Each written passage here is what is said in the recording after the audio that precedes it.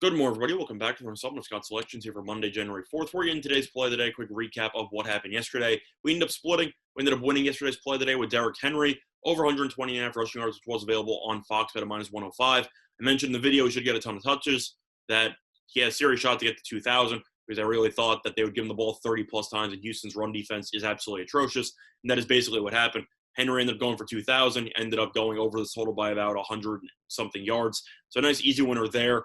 However, we also lost the Saturday play with the Jets +3 at minus 108 on DraftKings. They were up 7 early in the third quarter, but then the wheels fell off, and the Jets lost that game by double digits. So ended up splitting for negative -0.05 units, basically broke even, but it is what it is. Now, for today's card on Monday, really not much to talk about here. The NBA, I don't think the games are that great, and in college basketball, it's a pretty underwhelming card as well. So for that reason, we're going to be looking at a look-ahead line in the NFL for the wild card round, and that's going to be taking place on Saturday. And the matchup we're going to be talking about. And for that matchup, we're going to be looking at a total here between the Rams and the Seahawks, and we like the under 43, which is available on Bet Online at minus 110, a time recording of 11:50 a.m. Eastern Time. A couple reasons why I like the under 43 in that spot. First of all, both meetings have gone under the posted total. If you look at the Rams and the Seahawks, they've played 2 times, of course, because they're in the same division, and both matchups have totaled less than 40 points. So you have seen very, very, I'd say, anemic offenses in these matchups, as both defenses have been able to do whatever they wanted. And I think you should see a similar story in this one. Now, the Rams might be without their starting quarterback again in Jared Goff, who ended up missing the Week 17 matchup with Arizona because of a thumb injury. They ended up having John Wolford, who ended up coming in, who actually looked okay. He was 22 of 38 for 231 yards, 0 touchdowns, 1 pick. Now, those numbers don't sound great, but considering the fact that he knew he was going to be starting about, 5 days before, and he hasn't played in a game this season, I thought he actually looked okay. Having said all that, the Rams only scored 18 points. They had 1 touchdown, and it was a pick six. So offensively, this team did not reach the end zone, and that was against Arizona, whose defense has not been that great whatsoever this season. So I'm a little bit concerned about the Rams' current state of the offense. And we've seen Goff against Seattle twice. He's looked awful against Seattle twice. And the Rams now might be with a backup quarterback who couldn't score a touchdown against Arizona. I think that could be an issue.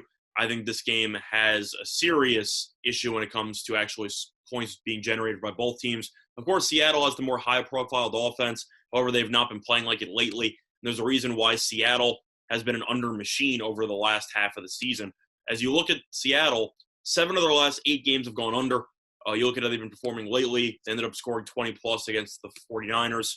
The game pretty much exploded in the second half, because that game was an absolute just dogfight for about 3 quarters. Ended up beating the Rams 20-9, beat Washington 20-15.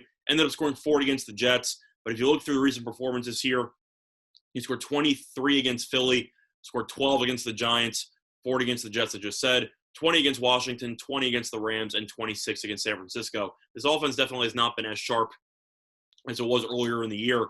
And I simply think the Rams defense, which is one of the best defenses in all of football, should be able to exploit Seattle's below-average offensive line. I think Wilson will be running for his life, and I do think that you will see a lower scoring game from Seattle. At the same point with the Rams, this offense has been struggling as well. Scored 24 against New England, scored 20 against the Jets, scored 9 against Seattle, and 18 against Arizona, and they might be with a backup quarterback in the spot. So for this one here, I simply just think that 43 should drop, especially if Goff is not playing. It's not like it could easily drop to around 41, something like that. Do I think Goff is going to play?